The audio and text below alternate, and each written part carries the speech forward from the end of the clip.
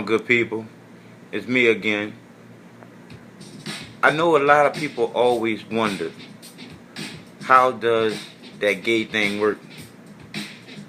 I'm gonna give y'all some new shit. When people talk about homosexuality, they often ask, is it a choice? I heard it is. Hello, what's your name? Christian. Well, Christian, let's see what the latest science has to say. Oh, that. To help us, here are two gay people, George and Martha. Before we can answer, is it a choice, we must first determine what it means to be gay. How do you know you're a homosexual? The same way you know that you're straight? Since the 19th century, many theories about homosexuality have been offered that are untestable and contradictory. Male homosexuality is the result of an absent father and an overbearing mother.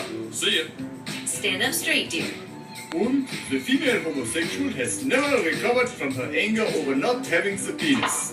She wishes to avenge her perceived castration by taking another female as a sexual object. You're kidding me, right?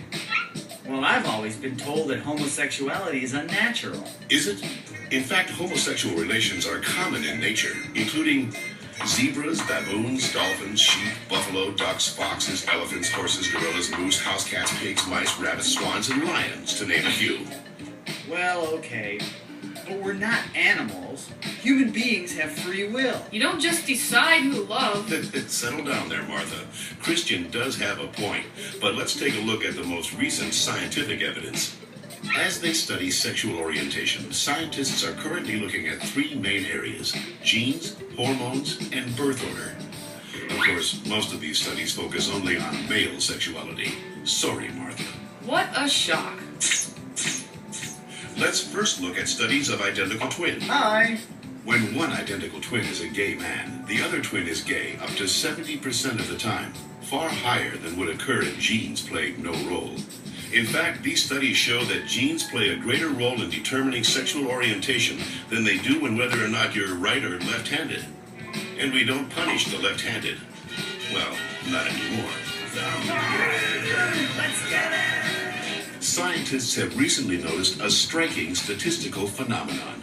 Studies show that having older brothers increases the odds of a boy being homosexual. Moms always baby the youngest, making them gay. No, that's not it. When a woman is pregnant with a boy, scientists are realizing that her female body often sees the male fetus as a foreign object and begins to produce antibodies against it. The more boys a woman has, the more adept her body becomes at feminizing the fetus, which may explain why with every successive boy, the odds that he will be gay go up significantly. All right, maybe you all accept it, but what about those people who started out gay and say they became straight by discovering God? What about ex-gay ministries? Even so-called ex-gay ministries don't claim to change a person's inner sexual desires, just his or her sexual conduct. We're still gay. If these places really work, why don't they all use the same technique? Why does each ministry experiment its own way? Well, And why have so many members and leaders recanted earlier claims that they were changed? maybe these programs don't work for everyone, but what's the harm? How about the feelings of shame and guilt they instill and reinforce in their victims? Or the money, energy, and time they sap from people who have nothing wrong with them? Says you. Well, in point of fact, not just George says that, Christian. The American Medical Association, the American Psychiatric Association, the American Psychological Association, the American Psychoanalytic Association, the American Academy of Pediatrics, and the National Association of Social Workers have all stated that homosexuality should not be treated as a mental disorder, and that they oppose attempts at reparative or conversion therapy, and that sexual orientation is not a choice and cannot be changed. So that's it. I'm supposed to believe that it's not a choice just because all those doctors and scientists say so?